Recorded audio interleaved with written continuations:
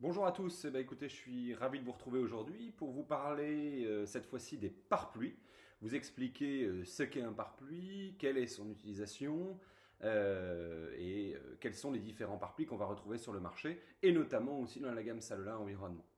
Alors pour vous expliquer ce qu'est un pare-pluis, comme l'écran de sous-toiture qu'on a vu la dernière fois, c'est une membrane souple, vous voyez, comme celle-ci, qui est composée généralement de trois couches, des couches de résistance mécanique et une couche aussi dite microporeuse, donc une couche respirante. Voilà. Alors la fonction du pare-pluie, elle ressemble à la fonction de l'écran de sous-toiture puisque c'est un produit qui se met en façade cette fois-ci, souvent sur des murs bois ou alors sur des murs qui ont été isolés par l'extérieur par des isolants souples entre chevrons. Et à ce moment-là, on va protéger ces isolants par un pare-pluie. Sa fonction, c'est d'éviter les entrées d'eau, de neige, de poussière et aussi d'air, cette fois-ci dans la façade. Donc je protège ma façade. D'accord? Alors il existe différents formats sur les pare-pluis, aussi bien en 1,50 m souvent qu'en 3 mètres, puisque les constructeurs bois préfabriquent souvent leurs murs en atelier et donc vont effectivement directement dérouler des laisses de 3 mètres sur leurs murs qui font souvent 2,80 m. Voilà. Alors, il existe différentes typologies de pare-pluis. Alors, il y a deux typologies principales. Il y a ce qu'on appelle les pare-pluis pour bardage jointoyé, c'est-à-dire qu'effectivement, les lames de bardage vont être assemblées les unes aux autres. Donc, le pare-pluis ne va pas du tout être exposé aux UV. Et puis, il existe la deuxième famille, ce qu'on appelle les pare-pluis anti-UV, que vous verrez ici sur le côté, qui sont, eux, faits pour le bardage ajouré. C'est-à-dire qu'effectivement, j'ai un espacement entre mes lames de bardage et donc je vois derrière tout simplement mon pare-pluie. Il va être en permanence exposé aux UV, ce qui fait qu'on ne peut pas utiliser les mêmes matériaux. Je vais vous montrer très rapidement à quoi ressemble un pare-pluis anti-UV.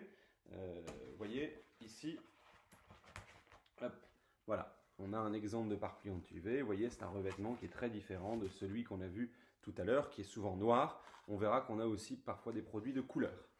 Voilà. Alors, il y a eu des évolutions très récentes sur les pare-pluis, notamment dans le cadre de ce qu'on appelle le DTU 31.2. Alors, le DTU, ce sont les règles de l'art de la construction dans le domaine de l'ossature bois.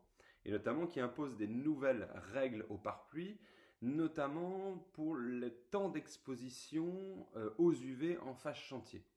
Parce que jusqu'à aujourd'hui, il n'y avait rien qui déterminait réellement combien de temps je pouvais laisser exposer mon pare-pluie, et pourtant aux UV, il peut être dégradé. Donc aujourd'hui ont été créées trois familles de pare-pluis. Les pare-pluis pour une exposition de 15 jours aux UV, qui vont devoir être testés 336 heures aux UV, plus 90 jours à 70 degrés.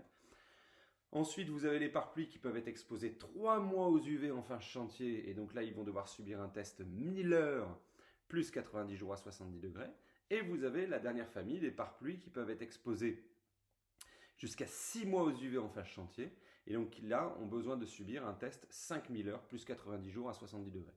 Ce fameux 5000 heures, c'était déjà effectivement les tests que subissaient les pare-pluis anti-UV. Donc en général, les pare-pluis exposables 6 mois sont les pare-pluis anti-UV. Voilà. La classe Miller, il faut savoir que c'est nouveau, ça a été créé dans le cadre de cette nouvelle réglementation, enfin de ce nouveau LTU français, mais ça n'existe même pas au niveau européen.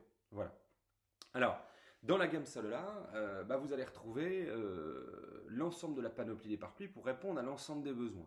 Alors, si vous regardez sur le côté, vous avez l'Aéroplus Premium, qui est notre premier pare-pluis pour bardage jointoyé, on a vu tout à l'heure, qui est le seul pare-pluis certifié au CSTB pour le moment, puisque les certifications des pare-pluis viennent de sortir, et on a tout de suite certifié ce pare-pluis-là pour 336 heures d'exposition UV, soit 15 jours. Ensuite, vous avez l'Aéroplus 1000H. Alors, comme son nom le dit, tout simplement, c'est un pare-pluis qui a subi les tests 1000 heures aux UV, donc qui peut être exposé en phase chantier jusqu'à 3 mois. Donc, dès qu'un client, effectivement, va dépasser les 15 jours d'exposition aux UV en phase chantier, il faut qu'il utilise ce pare-pluis-là. Donc, il faut être vraiment vigilant à ce que l'on propose à son client. Ensuite, vous avez la famille des pare-pluis anti-UV. Alors là, nous en avons plusieurs. Nous avons d'abord l'Aéroplus UV3. Pourquoi UV3? Tout simplement parce que ce pare-pluis anti-UV va accepter jusqu'à 3 cm d'ajoration entre les lames de bardage. C'est 3 cm maximum d'espacement entre les lames de bardage et 40% de la surface ouverte. C'est-à-dire que si l'espacement fait 3 cm, la lame de bardage ne peut pas faire 3 cm de large. Dans ce cas-là, si on additionne les deux, on est à 50-50. Dans ce cas-là, la lame de bardage doit représenter 60% de la surface entre les deux. C'est un petit peu technique, mais c'est très important. Vous avez l'Aéroplus UV3 de BA, c'est le même, sauf qu'il intègre les bandes adhésives, puisqu'au niveau du recouvrement, il est toujours mieux de adhésiver pour éviter les passages d'air. C'est plus pratique à la pose et donc vraiment à conseiller à vos clients. Ensuite, vous avez l'Aéroplus UVB5. Alors, UVB5, pourquoi? La première chose, c'est qu'effectivement, vous pouvez avoir jusqu'à 5 cm d'ajoration, comme on a vu tout à l'heure, donc il peut être exposé plus aux UV, et 40% de surface ouverte. Pourquoi B? Parce qu'il a un classement au feu Euroclasse B. C'est anciennement ce qu'on appelait le M1, faiblement combustible. Il faut savoir que si vous êtes dans un bâtiment recevant du public, si on est sur ce type de chantier, ou des collectifs, il vous sera de plus en plus imposé un pare-pluie anti-UV classé Euroclasse B. Donc attention, parce que ce n'est pas toujours noté dans les CCTP des architectes, et pour autant, les bureaux de contrôle vont vous l'imposer. Donc soyez vigilants. Et le petit dernier de la famille que je vais vous montrer, c'est le Face-A-Wall. Alors Face-A-Wall, c'est un pare-pluie anti-UV extrêmement résistant. Vous voyez, on a un exemple ici.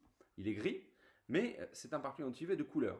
Il existe 8 couleurs standards chez nous, et à partir de 1200 m², on peut faire tous les colorirals. Soit en Euroclasse B, donc pour les bâtiments publics, soit effectivement non classé feu. C'est un choix. Voilà, donc vous voyez, on a une panoplie de pare-pluis qui couvre l'ensemble des besoins du marché. Je vous remercie beaucoup pour votre attention. Retrouvez l'ensemble de nos produits sur www.saleula.fr. Vous avez accès à l'ensemble des fiches techniques et éléments nécessaires.